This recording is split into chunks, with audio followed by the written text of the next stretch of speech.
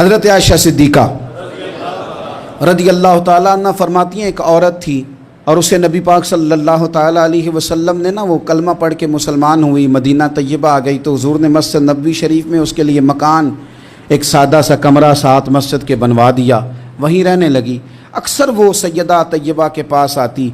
تو حضرت عائشہ صدیقہ رضی اللہ تعالیٰ عنہ فرماتی ہیں وہ بڑی باتیں سناتی اور آخر میں کہتی وہ ہار والا دن بھی بڑا عجیب دن تھا اور میرے رب کی قدرتوں کا دن تھا، وہ بھی بڑا عجیب دن تھا۔ سیدہ عائشہ صدیقہ رضی اللہ تعالیٰ عنہ ایک دن فرمانے لگی کہ تو ہار والے دن کا بڑا ذکر کرتی ہے، وہ کیا دن تھا؟ تو خاتون کہنے لگی اماں جی وہ دن تھا جب میرے رب پر بھروسہ اور مضبوط ہو گیا،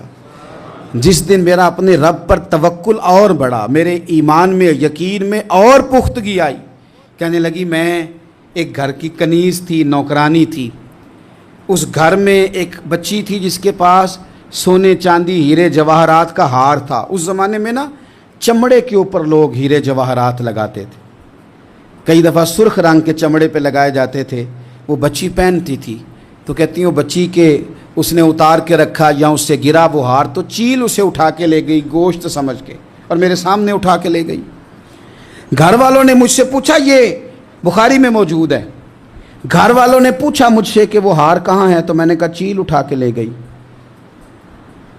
گھر میں کچھ چوری ہو جائے تو سب سے پہلا الزام کس پہ لگتا ہے؟ ملازمین پہ۔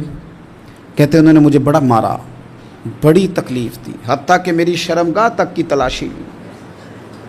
میری عزت اتنی خراب کی میں بتا نہیں سکتی۔ وہ خاتون عرض کرتی ہے سیدہ عائشہ کی خدمت میں کہ مجھے بڑا مارا، مجھے تکلیف دی، میں کہہ رہی تھی کہ میرے سامنے چیل لے گئی ہے پر وہ نہیں مان رہے تھے، اماں جی انہوں نے مجھے بڑا مارا۔ حضرت عائشہ صدیقہ کہتی ہیں پھر کیا ہوا؟ کہنے لگی اماں جی جب کوئی میرا مددگار نہ رہا، مجھے تکلیف دے رہے تھے، رسوا کر رہے تھے، تو میں نے اپنے رب سے مدد چاہی، میرے رب کی طرف میں نے توجہ کی، میں نے کہا مالک اب تو ہی میرا مددگار ہے۔ کہتی ہے وہ مجھے مار رہے تھے تو وہ چیل جو ہار لے گئی تھی وہی لے کے واپس آ گئی اور ہمارے سروں کے قریب لا کے اس نے جب اس ہار کو پھینکا وہ مجھے چھوڑ کے سائیڈ پہ ہوئے، وہ میری بے گناہی جان گئے، لیکن آپ کو بتاؤں اس دن سے میرا اپنے رب پر یقین اور بڑھ گیا۔ مجھے سمجھ آ گئی کہ جب انسان پورا ٹوٹ جاتا ہے اور جب کوئی چاروں جانب اس کا مددگار نہیں ہوتا تو رب تو ہوتا ہے نا،